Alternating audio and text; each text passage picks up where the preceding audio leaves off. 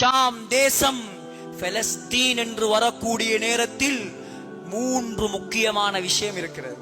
முதலாவது Ardh Palestine, Palestine நாடு. இரண்டாவது ஜெருசலம், ஜெருசலம் என்ற ஊர். மூன்றாவது மஸ்ஜிதுல் அக்ஸா, அக்ஸா என்ற பள்ளிவாசல். முதலாவது இந்த 3க்குமே சிறப்பு இருக்கிறது. மஸ்ஜிதுல் அக்ஸா என்பதாக அந்த பள்ளிவாசலுக்கு முதலில் பெயர் சூட்டியது யார் தெரியுமா? அல்லாஹ் சுப்ஹானஹு தஆலா. அதற்கு அக்ஸா என்று பெயர் வைத்தவன் அல்லாஹ். அக்ஸா என்பது என்ன? முதலாவது அக்ஸா என்பது என்ன? காத்தாங்குடியில் மஞ்சள் நிறத்தில் கட்டப்பட்டிருக்கிறதே பள்ளிவாசல், அது அக்ஸா பள்ளிவாசல் அல்ல. அது அக்ஸா பள்ளிவாசலில் ஒரு பகுதி. சகோதரர்களே, அக்ஸா என்பது, மதீனா என்பது தனிப்பள்ளிவாசல், மஸ்ஜிதுன் நபவி. மக்கா ஹரம் தனிப்பள்ளிவாசல். ஆனால் அக்ஸா தனிப்பள்ளிவாசல் கிடையாது. நன்றாக விளங்கிக் கொள்ளுங்கள், முஸ்லிம்கள் கவனமாக இருக்க வேண்டும். அக்ஸா என்பது தனிப்பள்ளிவாசல் அல்ல. அது 1,44,000 சதுர மீட்டர் பரப்பளவை கொண்ட ஒரு வளாகம். அந்த வளாகத்தை சுற்றி மதில் கட்டப்பட்டிருக்கிறது. அந்த மதிலில் 15 வாசல்கள் இருக்கிறது. அந்த வாசல்களில் 5 வாசல்கள் மூடப்பட்டிருக்கிறது, 10 வாசல்கள் திறக்கப்பட்டிருக்கிறது. அதில் முக்கியமான 3 வாசல்கள் இருக்கிறது. பாபுல் அஸ்பாத், பாபு இஜம், பாபு ரஹ்மா. இந்த 3 வாசலும் தான் முக்கியமான வாசல். அந்த மஸ்ஜிதுல் அக்ஸா வளாகத்தில் 4 பெரும் கோபுரங்கள் இருக்கிறது. சகோதரர்களே, அந்த மஸ்ஜிதுல் அக்ஸா வளாகத்துக்குள் 7 தொழும் பள்ளிவாசல்கள் இருக்கிறது.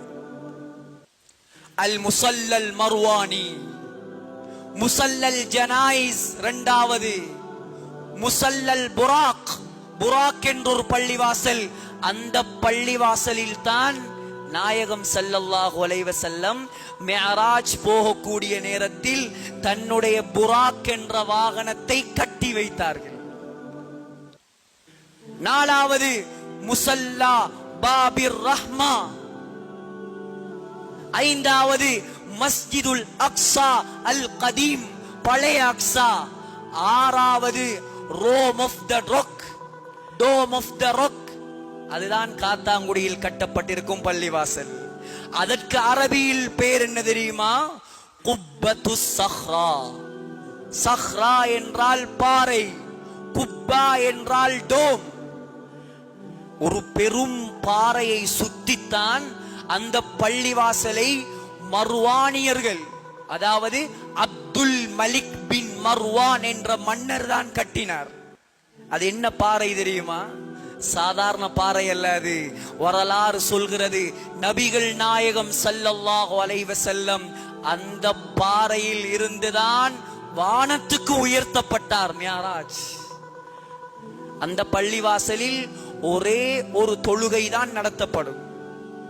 அடுத்ததுதான் 7வது, அந்த பள்ளிக்கு பின்னால் இருக்கக்கூடிய கொஞ்சம் பாலடைந்த தோற்றத்தில் இருக்கும் பச்சை நிற டோம் இருக்கும். அந்த பள்ளிவாசல் தான் மெயின் பள்ளிவாசல். அதற்கு பெயர் அல் ஜாமிஉல் கிபலி, கிபலி மஸ்ஜித். அங்கேதான் ஹுத்பா ஓதப்படும், அங்கேதான் தொழுகை நடத்தப்படும்.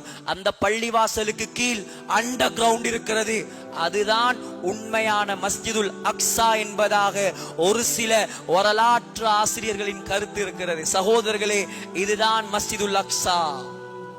ஒரே நேரத்தில் அந்த வளாகத்தில் 2,50,000 பேர் தொழ முடியும். பள்ளிவாசல்கள், கிணறுகள், மதரசாக்கள், நூதன சாலைகள், தூண்கள், இவ்வாறு 200க்கும் மேற்பட்ட வரலாற்று சின்னங்கள் அந்த வளாகத்துக்குள் இருக்கிறது. சாதாரண பூமி அல்ல அது, சாதாரண பூமி அல்ல அது. இப்ராஹிம் அலைஹிஸ்ஸலாம் வாழ்ந்த பூமி அது. இஸ்ஹாக் அலைஹிஸ்ஸலாம் வாழ்ந்த பூமி அது. யாக்கூப் அலைஹிஸ்ஸலாம் வாழ்ந்த பூமி அது. யூசுப் அலைஹிஸ்ஸலாம் வாழ்ந்த பூமி அது. தாவூத் அலைஹிஸ்ஸலாம் முதலாவதாக வெற்றி கொண்ட பூமி அது. இரண்டாவதாக உமர் ரலியல்லாஹு அன்ஹு ஹிஜ்ரி 15ஆம் ஆண்டு வெற்றி கொண்ட பூமி அது. மூணாவதாக ஹிஜ்ரி 583ஆம் ஆண்டு ரஜப் மாதம் பிறை 27 வெள்ளிக்கிழமை சலாஹுத்தீன் அய்யூபியால் வெற்றி கொள்ளப்பட்ட பூமி அது. 1,24,000 சஹாத் நபிமார்களுக்கு ஸல்லல்லாஹு அலைஹி வஸல்லம் தொழுகை நடத்திய பூமி அது. சகோதரர்களே, ஹஜரத் சுலைமான் அலைஹிஸ்ஸலாம் மையத்தாக நின்று ஆட்சி செய்த பூமி அது.